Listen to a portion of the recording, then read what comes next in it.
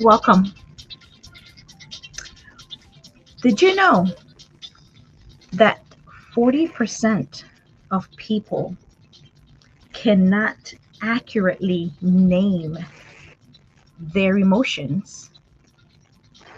They can identify it. Research from Yale Center for Emotional Intelligence, you guys.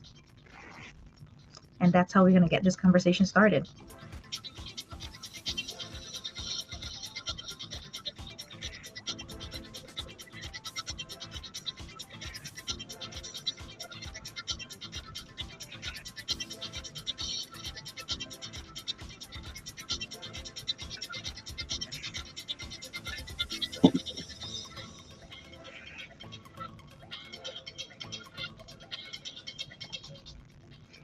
So, welcome to another glimpse of growth, you guys, with Dr. Dale. I know today is not Wednesday. I'm usually here on Wednesday. Why is it all of a sudden these past 2 weeks it's been looking like I've been showing up on Thursdays? Because I've had other stuff going on Wednesday, and yesterday Wednesday was a personal matter, so I could not show up here today, you guys, but I'm here now. I am here today. And with that being said, let's get this conversation started with what we are talking about today. First things first, how are you feeling today? Not yesterday, not last week, today, right this second, right this minute. How are you feeling? I know some people may think that's a loaded question. I may have to agree with you a little bit, but it doesn't have to be. How are you feeling? I didn't say how you're doing, how you're feeling. I had this conversation with myself on this podcast probably a year ago, talking about the difference between how are you feeling and how are you doing. Today we're asking, how are you feeling? And why am I asking that question? Well, because with all that is going on in the world, with every single thing that's going on in the world, my goodness, it begs the question. Welcome to another glimpse of growth with Dr. Dale, you guys. As we dive into today's conversation, I want to pause for something that's, for this conversation, this question that it may seem very simple, it may seem loaded depending on who you ask, but I'm asking anyway because it's powerful.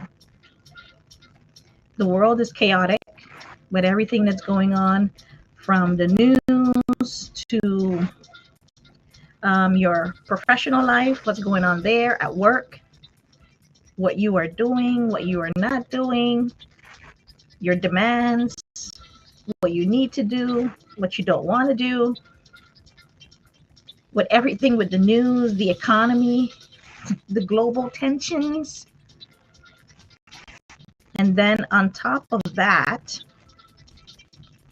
the personal challenges we all carry, we all face every single day, sometimes every single second. It's easy to live on autopilot. It's easy to just push our emotions aside because they're not important or don't seem like they're important. But here's the thing. They don't go away. They don't go away, you guys. They don't just because you push them aside does not mean that they go away. They build up.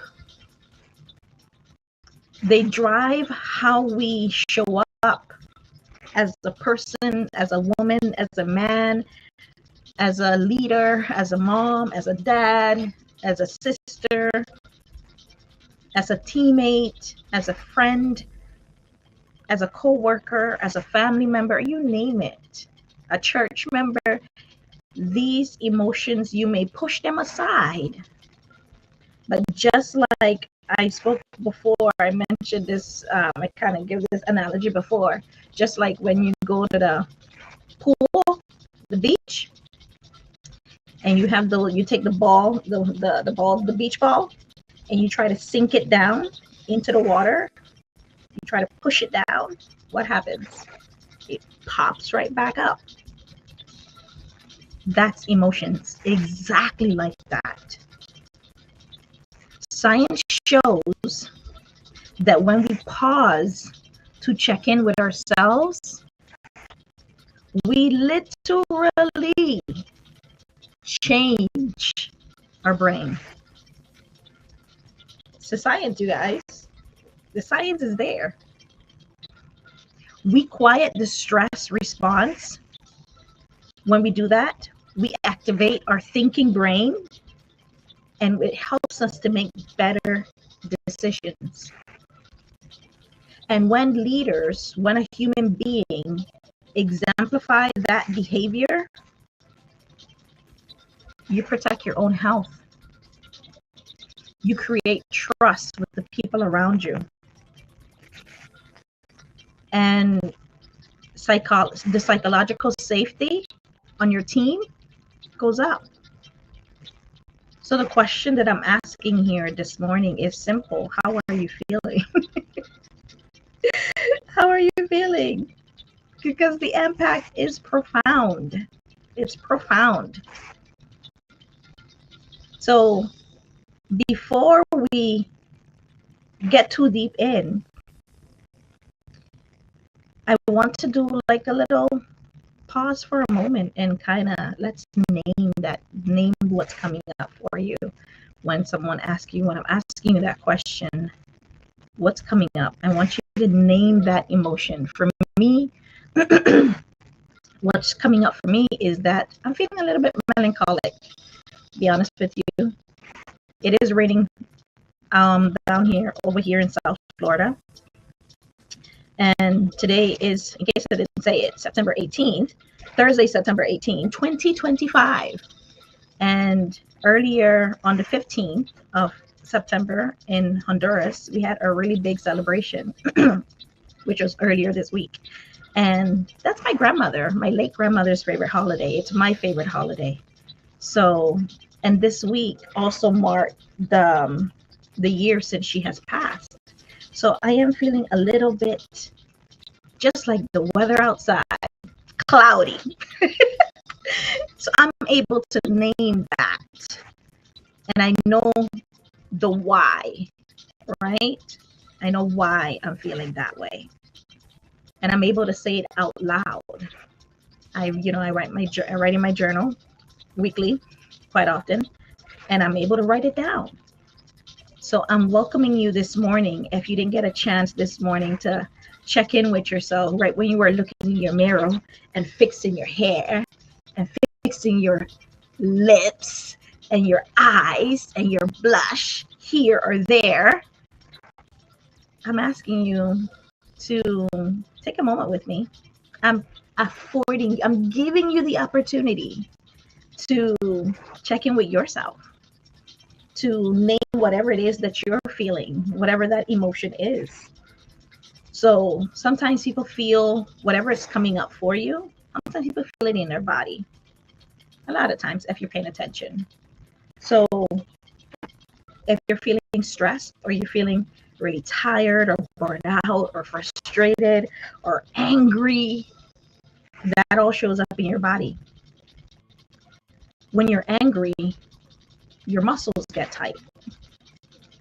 When you're stressed, your muscles get tight. Everything gets tight, and it does not help you at all. Research at the UCLA shows that when we name the emotion, even something as simple as I feel anxious, the amygdala, which is the activity, the amygdala activity decreases. At the same time, your prefrontal cortex, right, which is your thinking brain, where you do all your reasoning and everything, it lights up when you recognize how you are feeling. When you're able to name that emotion. So in another language, you got to name it to be able to tame it. When you name the emotion, takes away the panic button from your fight or flight brain, right? And it allows you to make wiser decisions. So let me give you some more stats behind this in case you guys think that this is craziness. 70% of leaders, right, from the Center for Creative Leadership said that 70% of leaders report that stress and overwhelm negatively affects their decision making. Duh. Because if you're under stress, think about yourself. When you're under stress, what do? Are you smiling? Are you building? Are you having healthier conversations? Or are you curt? Are you dismissive? Your language starts becoming a little bit derogatory? How are you speaking to yourself in here? LinkedIn Workplace reported in 2023 that 84 executives say that soft skills like EQ, like emotional intelligence, are more important than their technical skills in the age of AI. Told you guys, the more we get closer to AI, the more humans are going to crave and need human connection. I'm not just the one saying it. It's happening. Everybody else. Research is saying this, right? Other people are saying this. So when you name that emotion, what happens to your body? Is your heart racing? Maybe you have a lightness in your chest. Does your hand start to sweat? Some people, that happens to some people.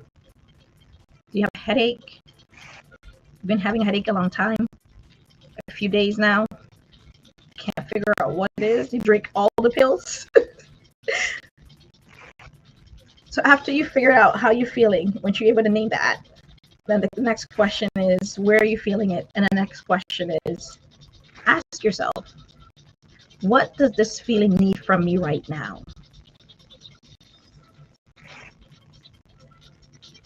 You got to be honest with yourself, though.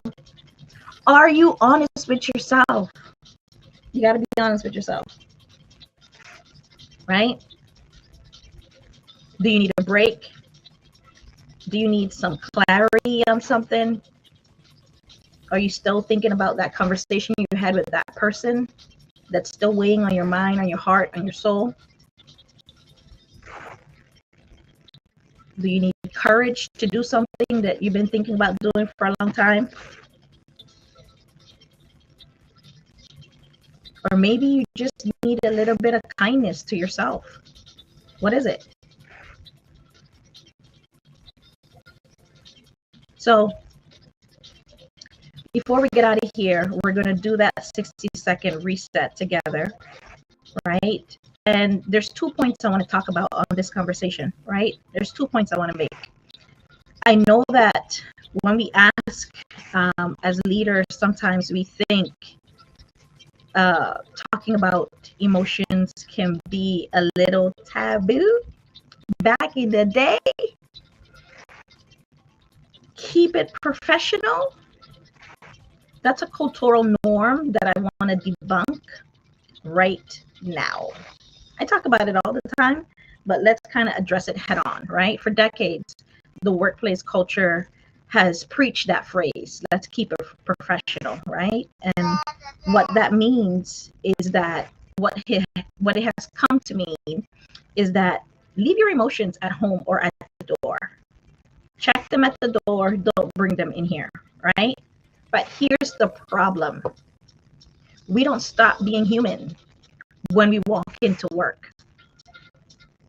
And as we discussed earlier, suppressing our emotion doesn't make them disappear.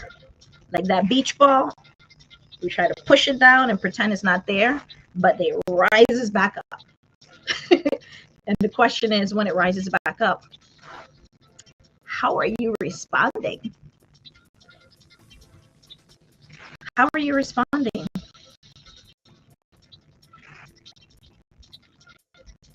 You can push it on the ground, but it's gonna come right back up. And when it comes back up, 9 times out of 10, it doesn't happen in a very positive way, because now you are at, they say in the island, the kettle is boiling over and it explodes. So where they influence your emotions, influence your behavior in unhealthy way, how does it do that? When you don't address them, you become passive aggressive. Gosh, I hate that word. You become disengaged.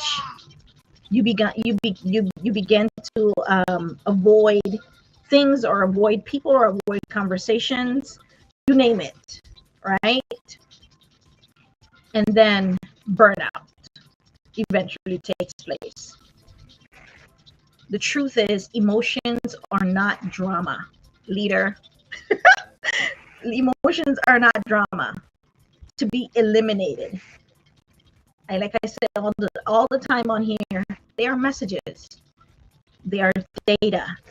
There are another data point. You can measure them now.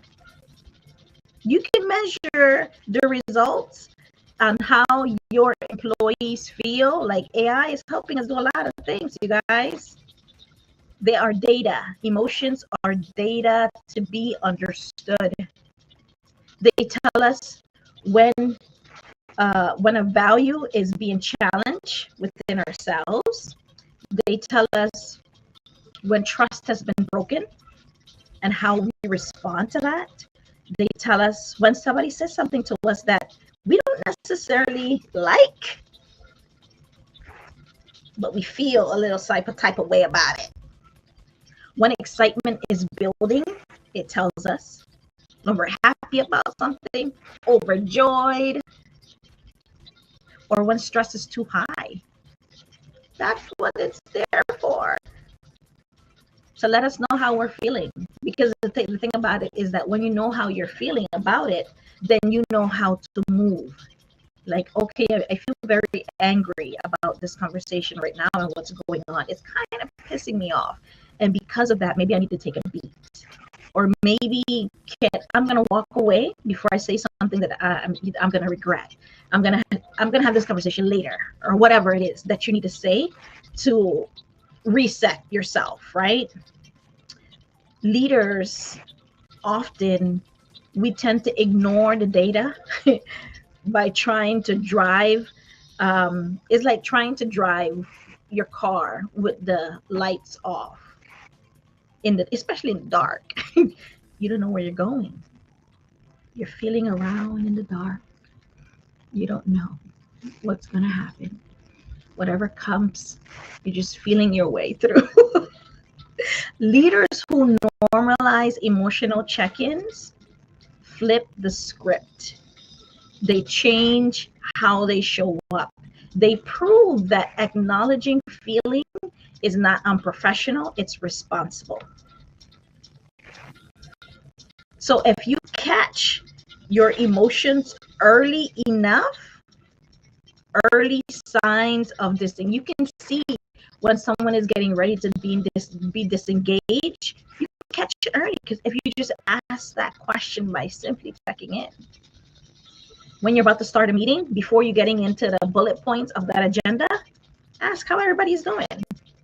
Go do a round table, a round robin table kind of a thing, and just go around asking folks, hey, Sally, you had your birthday last weekend. How was that? Oh, it was amazing. Hey, Tommy, I know your mom is going through the surgery. How did that go? Hey, Sally, you were out last week. How was your vacation? That's it. You don't need to, like, that's it. That's you checking. You know them enough. You have made space enough for it to be downtime and for them to be human, because they do have a life outside of work, people. Your employees have a life outside of work. So let's normalize check-ins. Feelings are not unresponsible or unprofessional. They're the complete opposite. It's how you catch them early. Catching them early can help you tons. Another point I wanted to make on this before I get out of here is boundaries. I know sometimes another reason why leaders don't want to touch this, because they're like, I don't want to hear people talk about all of this, just divulging personal information. One fear leaders often mention is that if I ask people to check in, won't they just start being like a therapy session and I'm not their therapist? The answer is no. There's a way to do it, because check-ins aren't spilling your entire personal history. They're calibration. They're just seeing how everybody's doing. By you asking Sally about her birthday last week, or asking Tommy about knowing that his mom had a surgery and how it went, you are letting them know you care about them beyond their role as a human being.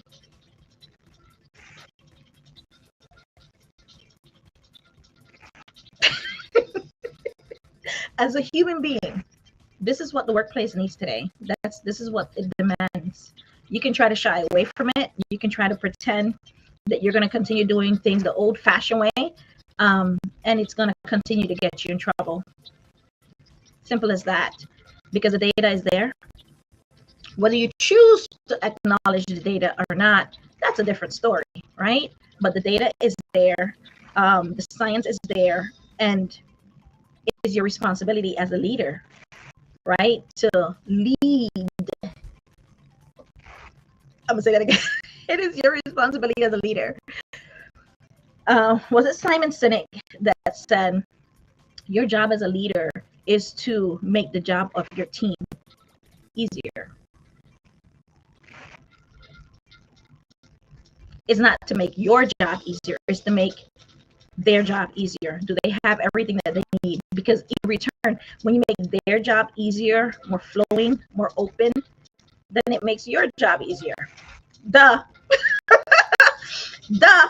Right? And how do you, one of the ways to do that is to make sure that they own their role, like really own it.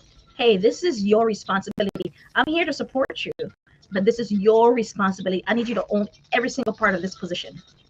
And I need you, if you need to take a day or two to think about that, how that looks, how you want to make this look, as long as it brings success, that is going to add value to our department and the organization, let's talk about it. You're not doing their job. You're making sure that they know that they have your support. Okay? So because check-ins aren't oversharing, if you do it right, you gotta do it right. So checking in can be something as simple as, for you as a leader, you can start that round robin check-in conversation. I'm feeling stretched thin today, to be honest with you guys. but I am committed to this conversation. So let's go. That's real. You see, simple, easy. Acknowledge that you feel a little bit, you're not all the way here. Another way is you can say, I'm excited about this project, but I want to hear each and every single one of your ideas because they're important. That's it. Or I'm a little bit nervous about the deadline that's coming. How do you guys feel? But I know, maybe we can all do it together. I know we can get it done together. Let me know how you guys are sharing. How you guys are feeling about all of this. That's not oversharing. That's setting the tone. It models honesty without dumping. It gives others permission to be human while staying focused on the task at hand. I used to have this employee. That would come into my office, and he would always overshare. And one day,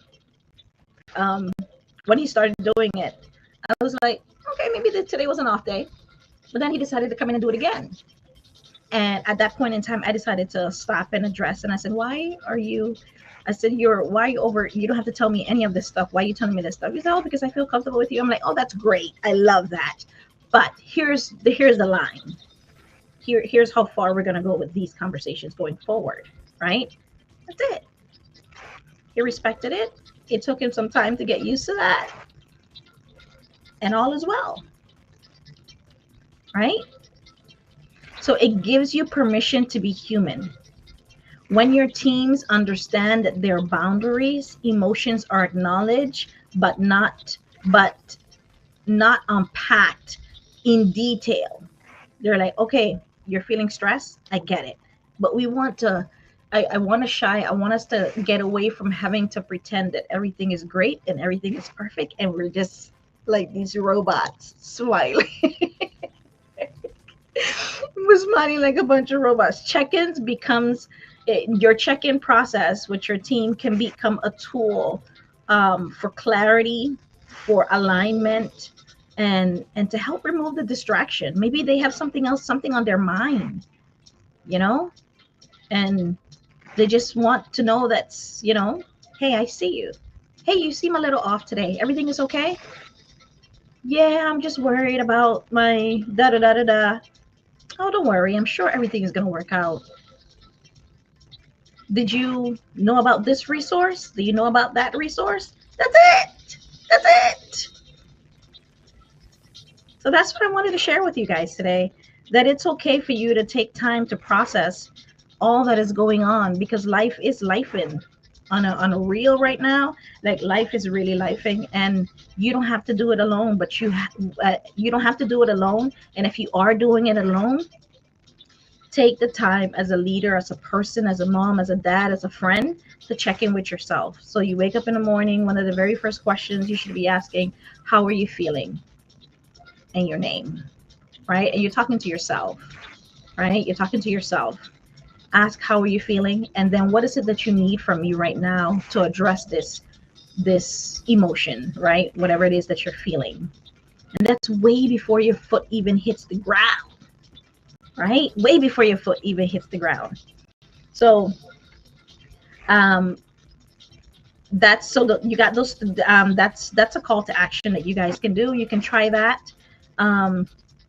Name the emotion you felt today.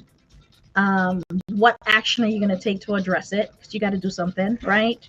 If you're feeling frustrated, maybe go take a walk. Go smell the roses. Go for a walk and go watch the ducks or something, right? Hopefully you have someone in your circle. Find out who you have in your circle to help you regulate your emotions, because you name them. Once you know who it is that can help you to calm down, if you can't do it yourself, you need to have someone to kind of got your back and to help you to talk yourself off the ledge, per se, right? And then what boundary will you set to make sure that you protect your energy from this type of emotion overload, right? You got to have something. You got to have something, you guys. If you don't have something, something will have you. If you don't have something, something will have you. So let's do that quick breathing, 60-second breathing that I spoke about. And it really does help, you guys. So give this a try. So if you're still here with me, let's take a 60-second reset together. Let's turn down our music just a little bit. Just a little bit. Okay, so we're going to breathe in for 4. We're going to hold it for 4. And then we are going to exhale it for 6. Okay, and we're going to repeat that. All right, and this is just the kind of when you feel like, oh, it really does help. I promise you it helps. Right? I have another member on my team another member that one of the clients, when they go into a trying conversation, they sip water. When they know that the round table is going to be a little bit tense, they sit there and sip water. And it gives them like an USA to, you know, to be at a reset level, to not get so deep into whatever is going on, the conversation is, that you get bent out of shape, right? And that's what this deep breathing is, right? It allows you to check in with yourself and to let your brain know, hey, you're okay. We're okay. So let's do that 60 seconds. So in for 4, hold for 4, 6 out. Okay? And I'll kind of like, okay, here we go.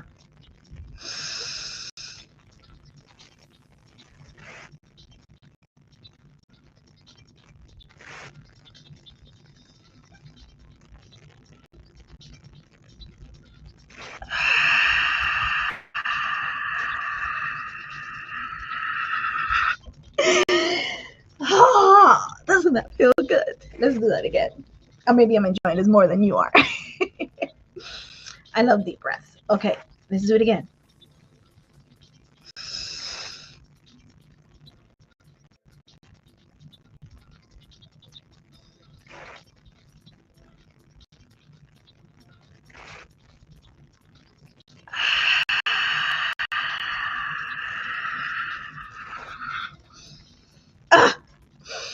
You can do that a few more times, depending on where you are. Make sure, name your emotion, you guys, is the first act of leading yourself first. You're showing up for yourself so you can show up for others. And whether those others are your team, your kids, or your family, or your friends, it doesn't matter. Show up for yourself first. And that's what naming your emotion, so you can tame it. So you can tame it. The best way to tame anything is to acknowledge that there is an issue, right? That's the first step to recovery. You got to be aware.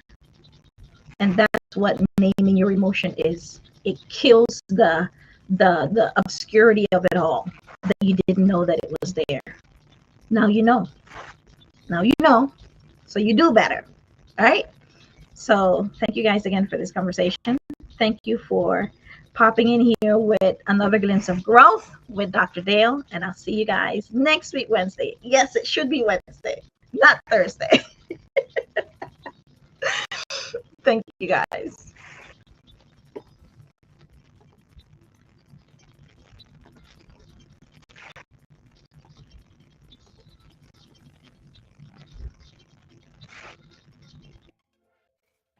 Thank you for being here and supporting this channel. If you enjoyed this episode and this content, it would mean a lot to me if you would take a few seconds to ensure you are subscribed to A Glimpse of Growth with Dr. Dale. Click the notification bell to receive notification. Share it with someone you think may need it. And let's continue to become more intelligent, with our emotions. Thank you. See you later.